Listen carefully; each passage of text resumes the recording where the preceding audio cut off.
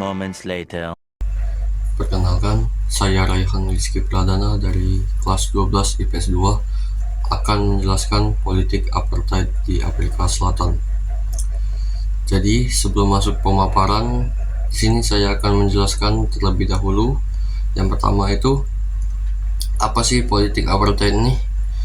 Yang kedua, latar belakangnya bagaimana? Terus jalannya konfliknya seperti apa? Akhir konfliknya bagaimana? Politik apartheid. Jadi, politik apartheid ini adalah pemisahan antara orang Belanda dengan penduduk Afrika Selatan dengan melalui pengaturan masyarakat di bidang sosial, budaya, politik militer, dan ekonomi. Apartheid akhirnya menjadi kebijaksanaan politik pemerintahan Afrika Selatan. Jadi, awal mulanya adanya bangsa Belanda atau yang disebut orang Boer sudah ada sejak tahun 1652 dengan bertujuan ingin menetap dan membuat peraturan yang memberatkan penduduk asli dengan membuat sistem politik apartheid ini.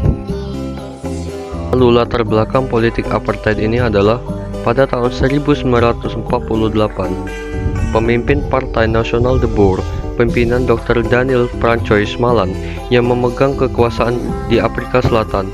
Di bawah pimpinan Malan, negara ini mulai menerapkan politik apartheid atau pengembangan ras terpisah antara kulit hitam dan kulit putih. Kondisi ini menyebabkan golongan kulit hitam menjadi terdiskriminasi dan berkembang secara lambat. Selain itu, keterbatasan infrastruktur sangat dirasakan oleh golongan kulit hitam pada masa penerapan politik apartheid ini.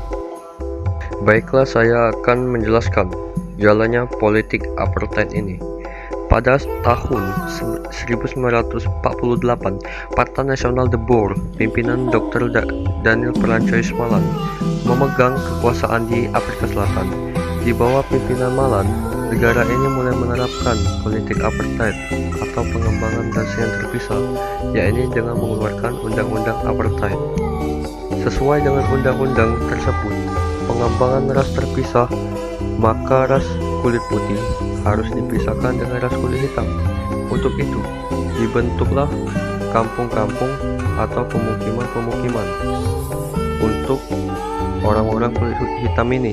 Di samping itu, penguasa minoritas kulit putih di Afrika Selatan membatasi hak orang kulit hitam ini, antara lain orang-orang kulit hitam tidak diberi hak menjadi anggota parlemen.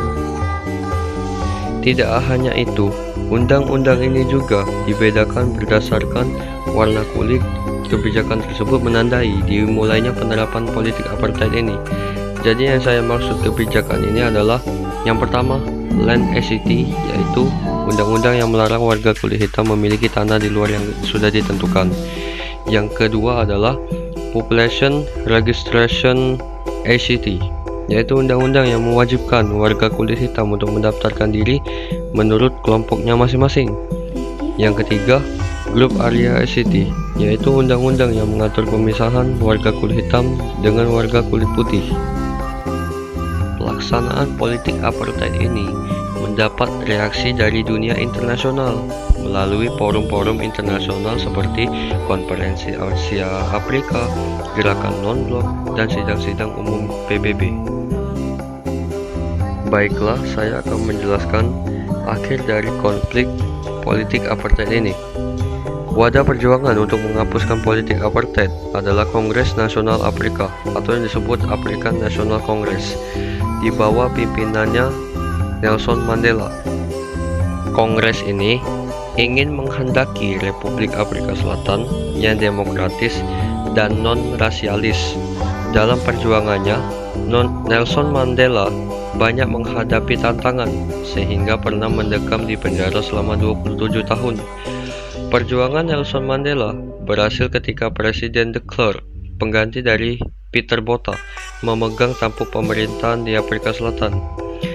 Pada tanggal 11 Februari 1990, Nelson Mandela dibebaskan dari penjara Pretoria oleh de Klerk. Atas perjuangan Nelson Mandela, de Klerk mengeluarkan kebijakan untuk menghapuskan semua ketentuan politik apartheid dan menghapuskan undang-undang yang memperkuat politik apartheid ini, yakni Land Act, Group Area Act, dan Population Registration Act.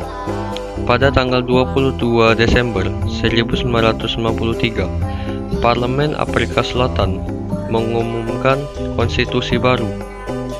Berdasarkan konstitusi baru tersebut, kelompok minoritas kulit putih akan menyerahkan kekuasaan kepada kelompok mayoritas kulit hitam.